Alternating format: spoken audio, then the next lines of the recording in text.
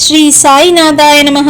శ్రీ సాయి సచ్చరిత్రము 22వ అధ్యాయము. ప్రస్తావన: బాలాసాహెబ్ మిరీకర్, బాపు సాహెబ్ బూటి, అమీర్ షక్కర్, తేలు తాము బాబా అభిప్రాయము. ప్రస్తావన: బాబాను ధ్యానించుటట్లు భగవంతుని నైజము కాని, స్వరూపము కాని, అగాధములు వేదములు కాని, 1000 నాలుకల గల ఆదిశేషుడు కాని వానిని పూర్తిగా వర్ణింపలేరు. భక్తులు భగవంతుని రూపమును చూచి కనుగొని తీరవలెను. ఎందుకనగా తమ ఆనందమునకు భగవంతుని పాదములే ముఖ్య మార్గమని వారికి తెలియను. జీవిత పరమార్థమును పొందుటకు గురిని పాదములనే ధ్యానించవలెను కాని ఇంకొక మార్గము లేదని వారలకు తెలియను. హేమాట్పంటూ ఒక సులభమైన మార్గమును ఉపదేశ రూపముగా చెప్పుచున్నాడు. అది ధ్యానమునకు భక్తికి కూడా అనుకూలించును.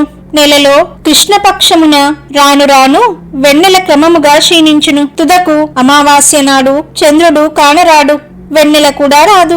శుక్లపక్షము ప్రారంభమవ్వగానే ప్రజలు చంద్రుని చూచుటకు ఆతురపడెదరు. మొదటి దినము చంద్రుడు కానరాడు, రెండవ నాడు అది సరిగ్గా కనిపించదు. అప్పుడు 2 చెట్టు కొమ్మల మధ్య గుండా చూడుమనెదరు. ఆతృతతో అనేక ధ్యానముతో ఆ సందు ద్వారా చూచినప్పుడు దూరముగా ఉన్న చంద్రుని ఆకారం ఒక్క గీత వలె కనిపించెను. వారప్పుడు సంతసించెదరు. ఈ సూత్రము అనుసరించి బాబా తేజమును చూచెదముగాక.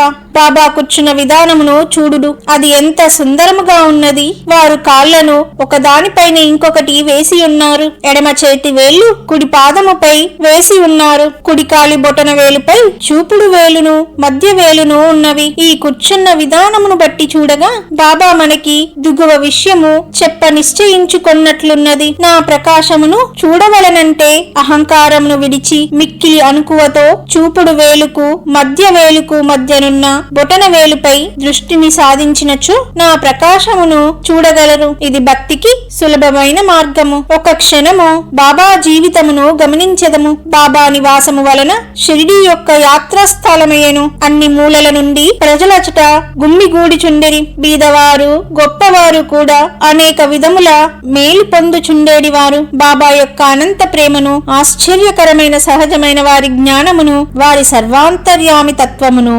వర్ణించగలవారెవ్వరు? వీనిలో ఏదైనా ఒక దానిని కాని అన్నీయు కాని అనుభవించిన వారు ధన్యులు. ఒక్కొక్కప్పుడు బాబా దీర్ఘ మౌనము పాటించువారు. అది వారి యొక్క బ్రహ్మబోధము. ఇంకొకప్పుడు చైతన్య గనులుగా ఉండువారు. ఆనందమున అవతారముగా భక్తులచే పరివేషిష్టులై ఉండేడివారు. ఒక్కొక్కప్పుడు వారు నీతిని బోధించు కథలను చెప్పేడివారు. ఇంకొకప్పుడు హాస్యము తమాషా చేయుటలో మునిగేడివారు. ఒకప్పుడు సూటిగా మాట్లాడువారు. ఒక్కొక్కప్పుడు కోపోద్దిపుతుడా అని తోచువారు. ఒక్కొక్కప్పుడు తమ బోధలు క్లుప్తముగా చెప్పుచుండేడివారు. ఒక్కొక్కప్పుడు దీర్ఘ వివాదములోనికి దించేడివారు. అనేక సార్లు ఉన్నదున్నట్లు మాట్లాడేడివారు. ఈ ప్రకారముగా సందర్భం అవసరముల బట్టి వారి ప్రబోధము అనేక విధముల అనేక మందికి కలుగుచుండేడిది. వారి జీవితము అగోచరమైనది. అది మన మేధాశక్తికి భాషకు అందుబాటులో ఉండేది కాదు. వారి ముఖార విందమును చూచుటయందు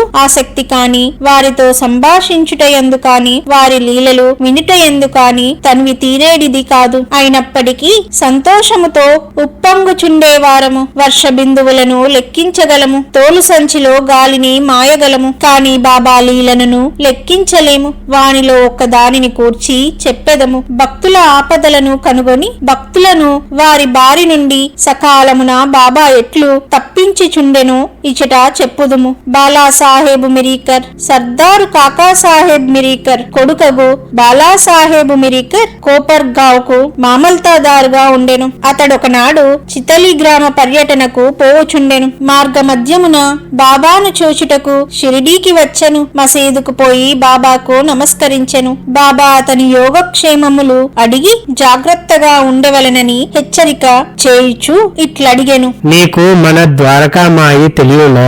బాలాసాహెబ్ నకు ఆ ప్రశ్న బోధ బోధపడక పోటచి ఊరకుండెను. నీవిప్పుడు కూర్చున్నదే ద్వారకామాయి. ఎవరైతే ఆమె ఒడిలో కూర్చున్నెదరో వారిని ఆమె కష్టముల నుండి ఆతృతల నుండి తప్పించును. ఈ మసీదు తల్లి చాలా దయార్థ హృదయరాలు. ఆమె నిరాడంబర భక్తులకు తల్లి. వారిని ఆపదల నుండి తప్పించును. ఆమె ఒడిని ఆశ్రయించిన వారి కష్టములన్నీ సమసిపోవును. ఎవరామె నీడ ఆశ్రయించెదరో వారికి ఆనందము కలుగును అనెను. పిమ్మట బాలాసాహెబుకు ఊదీ ప్రసాదమిచ్చి వాని శిరస్సుపై చెయ్యి వేసెను. బాలాసాహెబు పోవుచుండగా బాబా, నీకు ఆ పొడవాటి వ్యక్తి తెలియనా?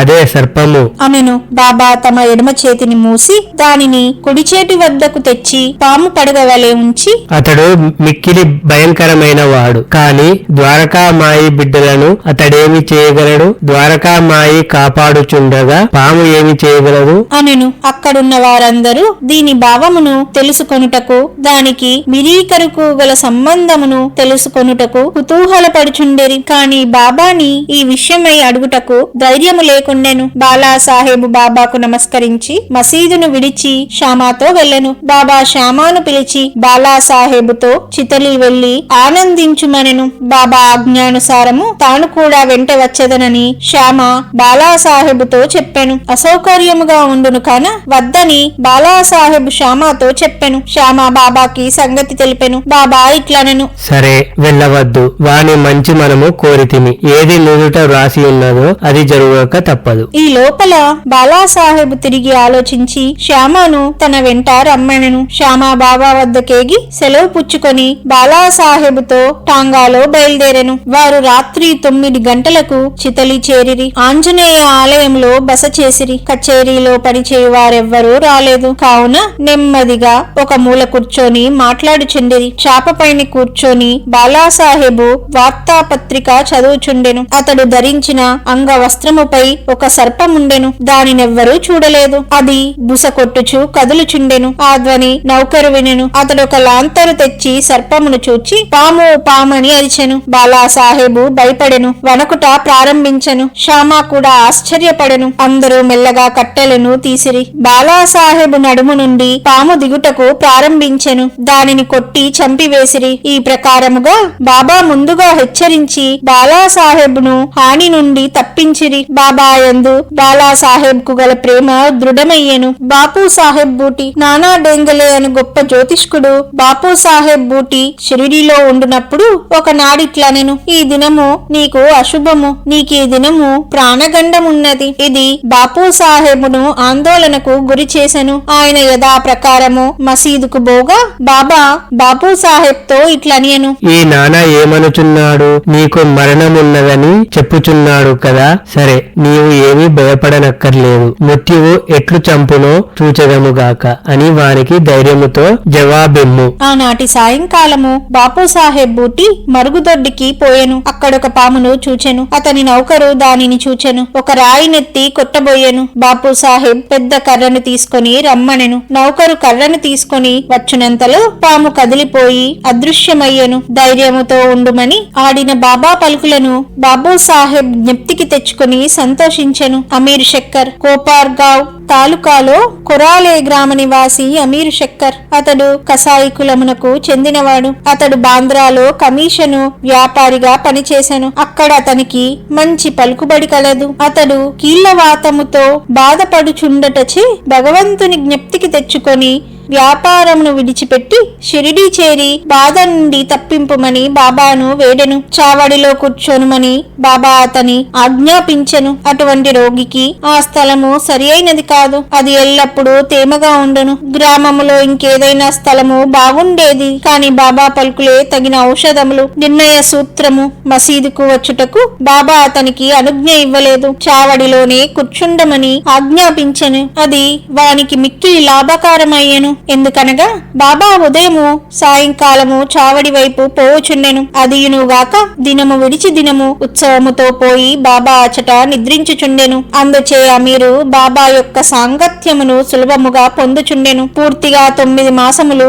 అమీర్ షక్కర్ అక్కడ ఉండెను. కొంతకాలము తర్వాత అతనికి ఆ స్థలముపై విసుగు కలిగెను. ఒకనాటి రాత్రి ఎవ్వరికీ చెప్పకుండా కోపార్గాం పారిపోయెను. అచటొక ధర్మశాలలో దిగెను. అక్కడొక ఫకీరు చచ్చుట యాత్రకు సిద్ధముగా ఉండెను. ఫకీరు నీళ్లు కావలననగా అమీరు పోయి నీరు తెచ్చి ఇచ్చెను. ఆ నీళ్లను తాగి ఫకీరు చనిపోయేను.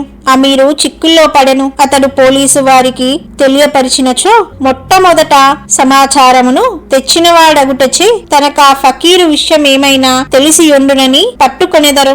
ఆ చావునకు కూడా అతడు కారణభూతుడై ఉండవచ్చునని అనుమానించెదరు. బాబా ఆజ్ఞ లేనిదే షిరిడీ విడిచిపెట్టుట తనదే తప్పని అతడు గ్రహించి పశ్చాత్తాపపడెను. షిరిడీ పోవ నిశ్చయించుకొని ఆ రాత్రియే అచట నుండి షిరిడీకి పోయెను. మార్గ మధ్యమున బాబా నామమును జపము చేయుచుండెను. సూర్యోదయమునకు ముందు షిరిడీ చేరి ఆతృత నుండి తప్పించుకొనెను. బాబా ఆజ్ఞానుసారము చావడిలోనే ఉండి రోగ విముక్తుడయ్యెను. ఒకనాటి మధ్యరాత్రి బాబా, ఓ అబ్దుల్, నా పరుపు వైపు ఏదో దుష్ట ప్రాణి వచ్చుచున్నది అని అరిచెను. లాంతరు తీసుకొని అబ్దుల్ వచ్చి బాబా పరుపు చూచెను. కాని ఏమీయూ కనిపించలేదు.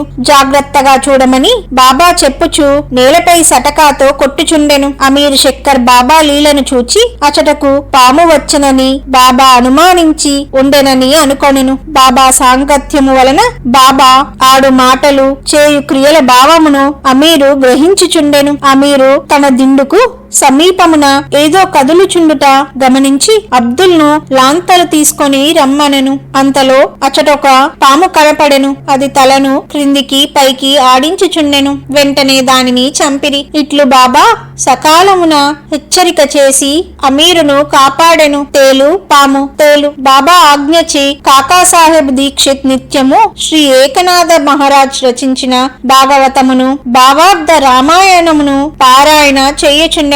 ఒకనాడు పురాణ కాలక్షేపము జరుగుచుండగా హిమాట్ పంటు కూడా శ్రోత అయ్యెను. రామాయణంలో ఆంజనేయుడు తన తల్లి ఆజ్ఞానుసారము శ్రీరాముని మహిమను పరీక్షించు భాగము చదువునప్పుడు వినువారందరూ మైమరిచియుండిరి. అందులో హేమాట్ పంటొకడు. ఇంతలో ఒక పెద్ద తేలు హేమాట్ పంటు భుజముపై పడి వాని ఉత్తరీయముపై కూర్చుండెను. మొదట దానినెవ్వరూ గమనించలేదు. ఎవరు పురాణముల శ్రవణము చేసెదరో వారిని భగవంతుడు రక్షించును. ఇంతలో హేమాట్ పంతు తన గుడి భుజముపై ఉన్న తేలు చూసెను. అది చచ్చిన దాని వలె నిశ్శబ్దముగా కదలకుండెను. అది కూడా పురాణము వినుచున్నట్లు కనిపించెను. భగవంతుని కటాక్షమును స్మరించి పురాణ శ్రవణంలో ఉన్న ఇతరులకు భంగము కలుగజేయకుండా ఉత్తరీయము 2 చివరలను పట్టుకొని దానిలో తేలుండునట్లు చేసి బయటకు వచ్చి ఆ తేలును తోటలో పారవేచెను. పాము. ఇంకొకప్పుడు సాయంకాలము కాకాసాహెబ్ మేడ మీద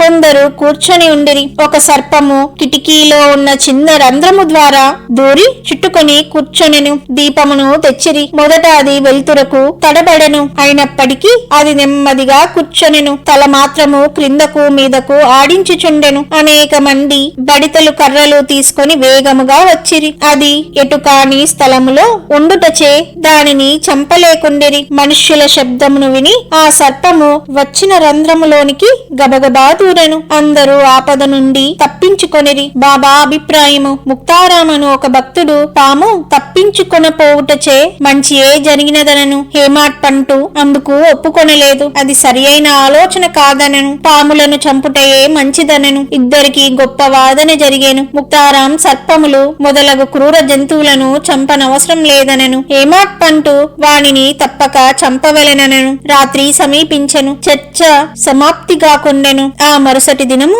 ఆ ప్రశ్నను బాబాను అడిగిరి. బాబా ఇట్లు జవాబిచ్చెను. భగవంతుడు సకల జీవుల యందు నివసించుచున్నాడు. అది సర్పములు గాని తేలు గానిండు ఈ ప్రపంచమును నడిపించు సూత్రధారి భగవంతుడు. సకల జంతు కోటి పాములు తేళ్లతో సహా సకల ప్రాణులు భగవత్ ఆజ్ఞను శిరసా వహించును. వారి ఆజ్ఞ అయినా గాని ఎవరిని ఏమీ చేయలేరు. ప్రపంచమంతయు వానిపై ఆధారపడి ఉన్నది. ఎవరునూ స్వాతంత్రులు కారు. కాబట్టి మనము కనుకరించి అన్ని జీవులను ప్రేమించవలెను. అనవసరమైన కలహములందు చంపుటయందు పాల్గొనక ఓపికతో ఉండవలెను. అందరినీ రక్షించువాడు దైవమే. 22వ అధ్యాయము సంపూర్ణము. సద్గురు శ్రీ సాయినాథార్పణమస్తు. శుభం భవతు. 3వ రోజు పారాయణము సమాప్తము.